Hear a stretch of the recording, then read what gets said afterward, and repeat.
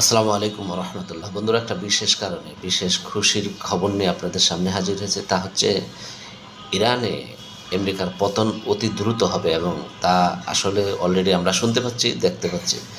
বিশ্ব গণমাধ্যমগুলোর যে খবর তাতে বোঝা যাচ্ছে যে আমেরিকা খুব দ্রুতই ইরান থেকে পালিয়ে আসতে বাধ্য হবে। গত 3 দিন আজ পর্যন্ত গত 3 দিন ধরে আমেরিকার যে সামরিক যানগুলো, হেলিকপ্টার, যুদ্ধবিমান, তারপরে ড্রোনগুলো যেভাবে ইরান আমেরিকার ধ্বংস করছে, তা আমাদের সাইড থেকে মুসলমানদের জন্য, ইরানের জন্য একটা খুশির খবর, অত্যন্ত খুশির খবর বলবো। এই জন্য যে আমেরিকার মতো পরাশক্তি আসলে অনেকে মনে করছিল আর অপরাজয় শক্তি, কিন্তু আসলে তা না। আল্লাহ যদি চায়, আমেরিকা কেন, এর থেকে বড় কোনো যদি শক্তি থাকে তা আল্লাহ তাআলা নিশ্চিহ্ন করে দিতে পারে।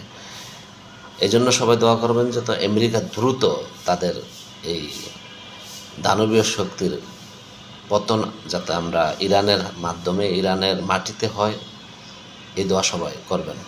আরেকটা খবর, গত 3 দিন আজ পর্যন্ত যে আমেরিকার প্রায় 10টির উপরে যুদ্ধ বিমান, হেলিকপ্টার ইরান ধ্বংস করছে, যা আসলে অনেকটা খুশির খবর। আসলে অনেকের সাথে আমিও অত্যন্ত খুশি এই সমস্ত খবর শুনলে।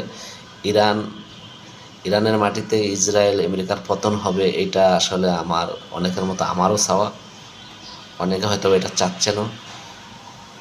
এই খবরগুলো শুনলে আসলে দিল, মন খারাপ থাকলেও এই খবরগুলোর কারণে মনটা ভালো হয়ে যায়। আশা করব এরকম খবর আরও পাইতে থাকবো এবং ইরানের মাটিতে আমেরিকার সাম্রাজ্যবাদী শক্তি শেষ হবে এবং তাদের আধিপত্য কিছুটা নমনীয় হবে, কিছুটা নিস্তেজ হবে। এই প্রত্যাশা ইনশাল্লাহ অনেকের সাথে আমিও করি।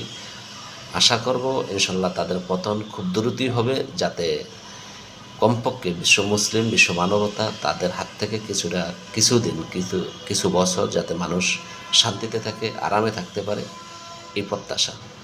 ইনশাল্লাহ সবাই দোয়া করবেন, বিশেষ করে নামাজ পড়ে দোয়া করবেন যাতে আমেরিকা এবং ইসরায়েলের পতন খুব দ্রুত হয় এবং ইরানের মাটিতে হয়।